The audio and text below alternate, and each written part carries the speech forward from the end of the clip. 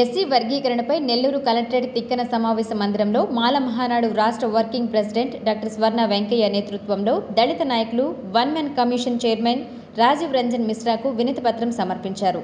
ఈ సందర్భంగా స్వర్ణ వెంకయ్య మాట్లాడుతూ ఆర్టికల్ 371 ప్రకారం ఎస్సీ వర్గీకరణ విరుద్ధమన్నారు. గతంలో సుప్రీంకోర్టు 9/4 బెంచ్ జడ్జిమెంట్ ఎస్సీ వర్గీకరణ చేసే హక్కు రాష్ట్ర ప్రభుత్వాలకు లేదని స్పష్టంగా తీర్పిచ్చిందన్నారు. అయితే 3 నెలల్లో రిటైర్ అవ్వనున్న సుప్రీంకోర్టు ప్రధాన న్యాయమూర్తి జస్టిస్ చంద్రచూడ్తో ప్రధానమంత్రి మోదీ న్యాయ విరుద్ధంగా ఎస్సీ వర్గీకరణ చేయించడం భారత రాజ్యాంగానికి అవమానకరమని తెలిపారు. ఈ కార్యక్రమంలో జిల్లా అధ్యక్షులు బల్లి వెంకయ్య, వెంకటరమణ, ఎస్సీ అట్రాసిటీ మాజీ సభ్యులు కొప్పోలు రఘు, పల్లం వెంకయ్య తదితరులు పాల్గొన్నారు. One man commission retired IAS గారు రాజీవ్ మిశ్రా గారితో ఏర్పాటు చేసినటువంటి కమిషను నెల్లూరు జిల్లాకు రావటం చాలా సంతోషకరమైన శుభకరమైన విషయం.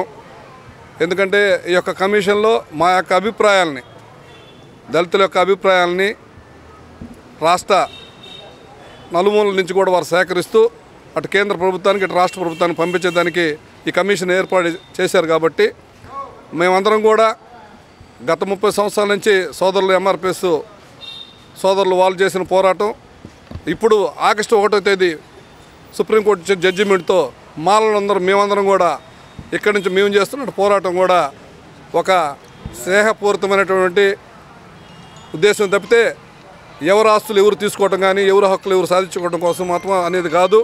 దయచేసి మేమందరం కూడా ఏం చెప్పామంటే భారత రాజ్యాంగం ఏర్పాటు చేసిన బాబాసాహెబ్ అంబేద్కర్ 371 ఆర్టికల్ ప్రకారం మేమందరం కూడా అన్నదమ్ములాగుంటే మాకు బలం ఐక్యత ఎక్కడ చూసినా కూడా మా బిడ్డల భవిష్యత్తు కూడా బాగుంటుందని కూడా మా యొక్క ఉద్దేశం. ఆ ఉద్దేశపూర్వకంగానే మేము రాజీవ్ కమిషన్ కూడా మా యొక్క విన్నపాన్ని వారికి తెలియపరిచి మేమందరం కూడా కలిసికట్టుగా ఉండేటట్టు చేయాలని చెప్పి కోరుకోవడం జరిగింది. అదేవిధంగా గత 30-40 సంవత్సరాల నుంచి మాకు 15% తప్ప రిజర్వేషన్లో మాకు ఎప్పుడు 25-20% ఇచ్చింది లేదు.